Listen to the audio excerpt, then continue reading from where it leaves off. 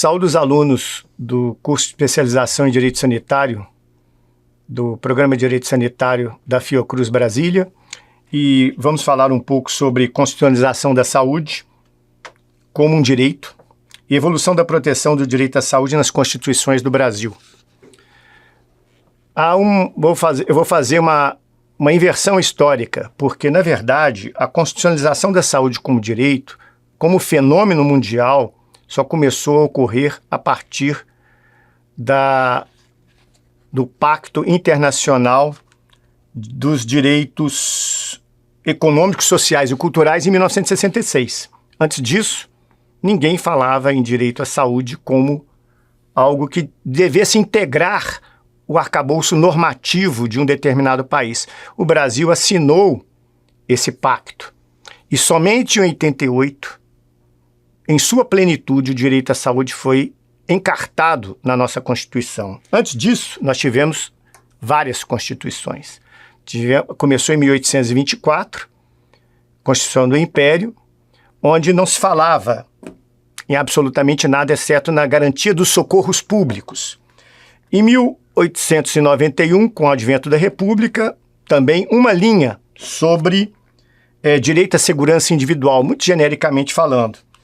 A partir da Constituição de 1934, passando pela Constituição de 1937, a Constituição de 37 é uma Constituição feita no Estado Novo, portanto, na ditadura. A Constituição de 1946, já na redemocratização. Depois, passando pela Constituição de 67, no regime militar, e na Emenda Constitucional número 1, de 1969, que a reformou quase que completamente, todas essas constituições, repito, a partir de 1934, falaram em saúde pública sob o ponto de vista da higiene, né, e da prestação de serviços sanitários. Mas não falavam na prestação de ações e serviços públicos em saúde. E essas constituições, elas vincularam todos os serviços de assistência médica ao trabalhador, somente aqueles que tinham trabalho com carteira assinada, né, pelo regime da CLT ou pertenciam a algum outro regime de trabalho como regime público.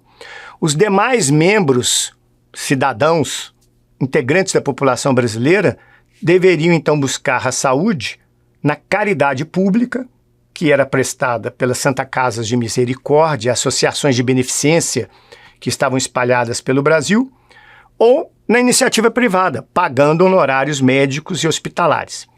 Essa situação prevaleceu até, efetivamente, 1988.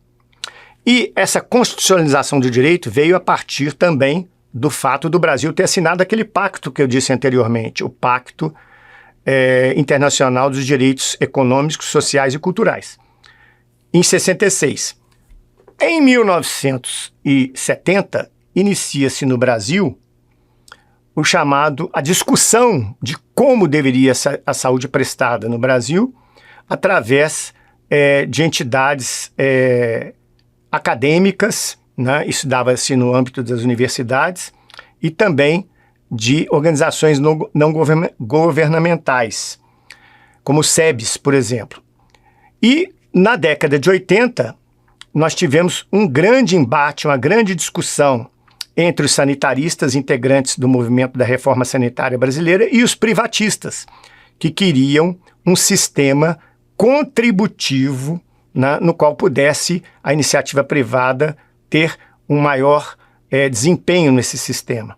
Esses embates, eles continuaram até meados da década de 80, quando então veio a 8ª Conferência Nacional de Saúde, na qual a questão da saúde pública no Brasil foi discutida. Já haviam alguns sistemas de atendimento, como o Sistema Único Descentralizado de Saúde, o SUDES, que eram experiências primitivas para a consecução de um Sistema Único de Saúde.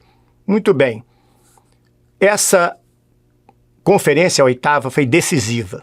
Parece até que o seu relatório final foi incorporado integralmente em 1988 pela Constituição Federal.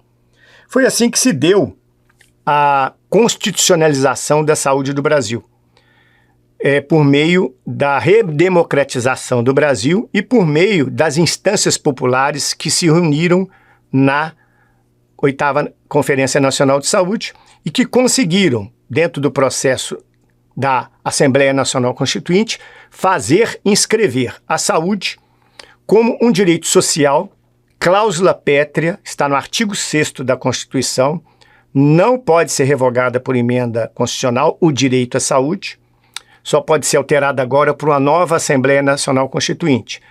E mais adiante, a partir do artigo 196 da Constituição, foi criado o mecanismo pelo qual o Estado vai conseguir ou concretizar, melhor dizendo, o exercício desse direito à saúde, quando criou o Sistema Único de Saúde. Ao contrário do que aconteceu no Brasil, muitas constituições no mundo sequer prevêem que a saúde é um direito social. Nos Estados Unidos, por exemplo, prevalece a iniciativa privada.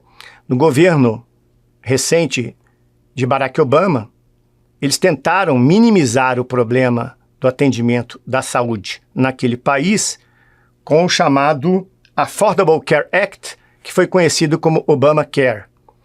E esse sistema não refoge à lógica capitalista, ele apenas diminui os preços e oferece subsídios para as pessoas mais pobres terem acesso a seguro de saúde. Posteriormente, no governo de Donald Trump, o sistema foi solapado, foi reduzido o concurso do Estado no financiamento desse sistema e não sei como se dará agora ou como se está se dando agora no retorno do governo democrata aos Estados Unidos. Da mesma forma, na Alemanha. Na Alemanha não tem. A Alemanha que praticamente começou os sistemas de saúde com Otto von Bismarck no século XIX, que era um sistema contributivo, ele não tem um sistema de saúde que atenda, que obrigue o Estado a prestar serviços de saúde, exceto pelo fato de que a Corte Constitucional Alemã criou a figura do mínimo existencial, de forma que, mesmo não tendo um sistema de saúde, o Estado alemão deve, efetivamente, garantir o mínimo existencial aos seus cidadãos, inclusive no que diz respeito à saúde. O Brasil foi além. O Brasil criou o Sistema Único de Saúde baseado no exemplo do sistema inglês e foi além do sistema inglês. Estabeleceu princípios e diretrizes do Sistema Único de Saúde, pelo qual qualquer cidadão brasileiro ou qualquer pessoa no território brasileiro tem direito a ações e serviços públicos de saúde. O Sistema Único de Saúde, ele atende e segue princípios prescritos na própria Constituição Federal. Os princípios são a universalidade, o próprio nome já diz. Todos têm direito às ações e serviços públicos de saúde no Brasil, por meio do SUS. Todos. Ricos, pobres, nacionais e estrangeiros. Basta que esteja no Brasil a pessoa, não vou dizer nem o cidadão, porque cidadão é o eleitor. A pessoa humana tem direito ao atendimento médico. O segundo princípio, talvez o mais controverso, é o da integralidade. Isso significa que as pessoas devem ser consideradas como um todo e, portanto, devem ter todas as suas necessidades atendidas. Promoção de saúde, prevenção de doenças, tratamento, reabilitação, obtenção de medicamentos, etc. Eu disse que esse é o mais complexo dos princípios a serem seguidos, porque esse é o princípio pelo qual a despesa financeira, de execução orçamentária e despesa financeira, é o mais complexo, porque atender integralmente a todas as demandas de saúde para uma população de 200 milhões de brasileiros implica num financiamento muito grande, em opções de medicamentos ou de ações terapêuticas que criam enormes polêmicas, como vocês vão ter oportunidade de verificar quando entrarem na disciplina Judicialização da Saúde. E, por fim, a equidade. A equidade é a maneira de tratar a pessoa, tratar desigualmente os desiguais e igualmente os iguais, de forma que não haja preferências absurdas ou iniquidades, né, no atendimento público. E nós temos também princípios organizativos. Esses princípios organizativos também estão previstos na Constituição. Trata-se da regionalização e da hierarquização.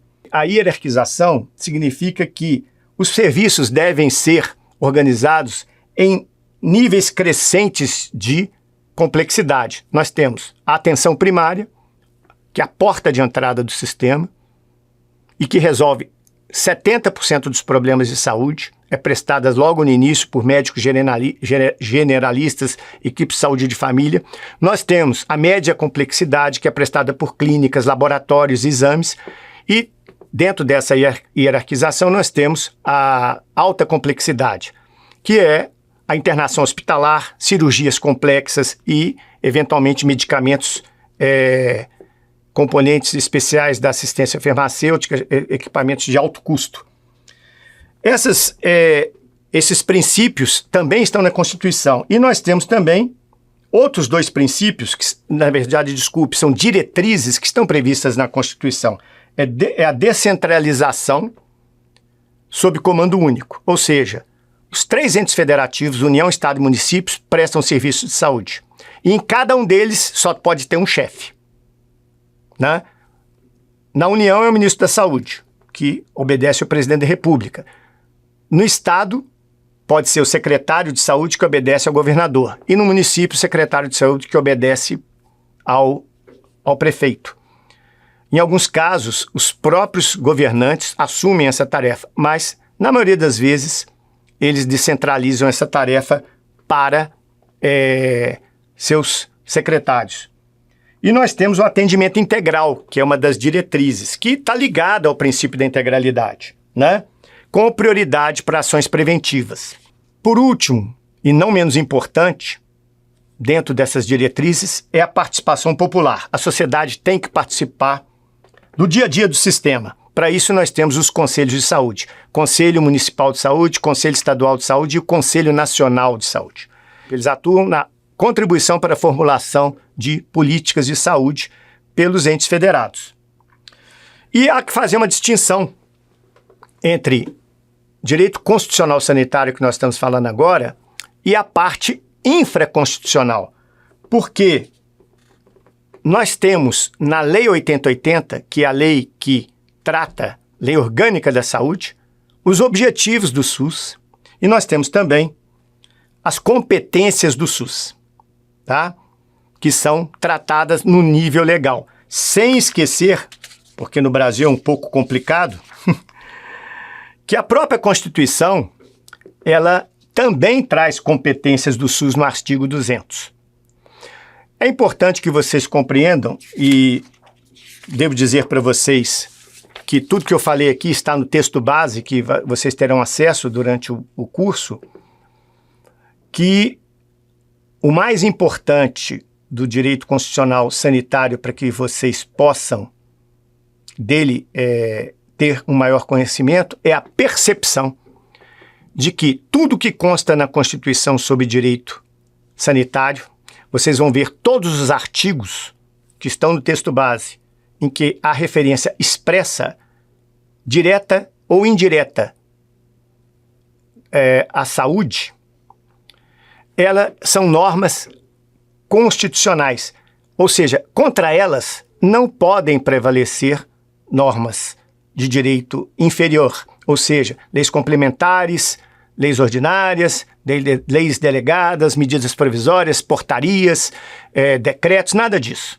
Então, antes de mais nada, para ter uma compreensão do direito à saúde no Brasil, deve-se ter um olhar cuidadoso para a Constituição.